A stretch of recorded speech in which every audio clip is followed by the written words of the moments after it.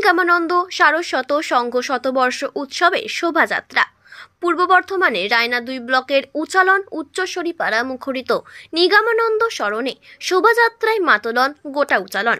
শ্রী শ্রী নিগমানন্দ সারস্বত সংঘের শতবর্ষ পূর্তি উদযাপনে উচ্চস্বরীপাড়া দুর্গা মন্দির থেকে বের হওয়া শোভাযাত্রা সমগ্র উচালন বাজার গ্রামকে করে তুলেছে উৎসব মুখর।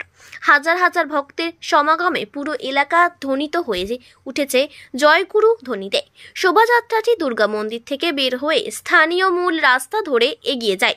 পথের 2 ধারে ভক্তরা উৎসাহের সাথে শোভাযাত্রাকে অভ্যর্থনা জানান। বাঁশি ঢোল ঢাকের তালে তালে নাচতে নাচতে শোভাযাত্রাটি গোটা উচালন বাজার ঘুরে আবার দুর্গা মন্দিরে ফিরে আসে।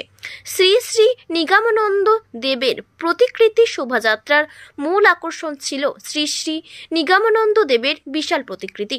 শোভাযাত্রার সাথে ছিল নানান ধরনের সাংস্কৃতিক অনুষ্ঠান। ভক্তরা ভজন কীর্তন ও নৃত্য পরিবেশন করে উৎসবকে আরও জমজমাট করে তোলে। শোভাযাত্রায় বিভিন্ন ধর্মীয় পতাকা ও ব্যানার ছিল।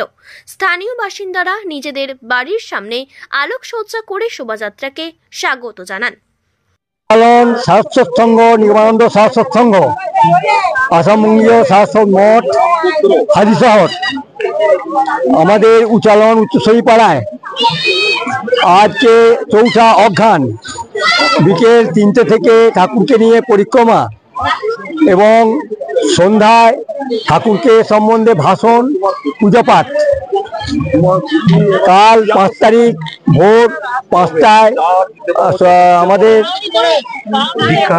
দীক্ষাদান এবং দাতব্য চিকিৎসালয় এবং বস্ত্রদান এবং বাচ্চাদের কিছু জিনিসপত্র দেওয়া, তার সঙ্গে আমাদের ধর্মসভা এবং নরনারায়ণ সেবা, এগুলো আমাদের কালকের প্রোগ্রাম আছে 5 তারিখ। অনুষ্ঠান হচ্ছে কি উপলক্ষে এটা হচ্ছে? নিগমানন্দ সারস্বত সংঘের শতবর্ষ সংঘ। আজকের যে শোভাযাত্রা বের হয়েছিল, এটা কোথা থেকে শুরু হয়েছিল এবং কোথায় শেষ হলো? উচালন উচ্চস্বরীপাড়া থেকে, গুরু মন্দির থেকে আমতলা হয়ে দক্ষিণ পাড়া, হাজরাপাড়া এবং উচালন বকুলতলা হয়ে গ্রামের ঢাল দিয়ে ঠাকুর মন্দিরে শেষ হয়েছে। আগামীকাল আবার অনুষ্ঠান আছে। কদিন ধরে চলবে? কাল কি শেষ, 2 দিন ধরে চলবে। আপনার নাম? শ্যামল কুমার দে, আমি উৎসব কমিটির সভাপতি। উচালন থেকে কৃষ্ণ সাহার রিপোর্ট, সাম্যজিৎ।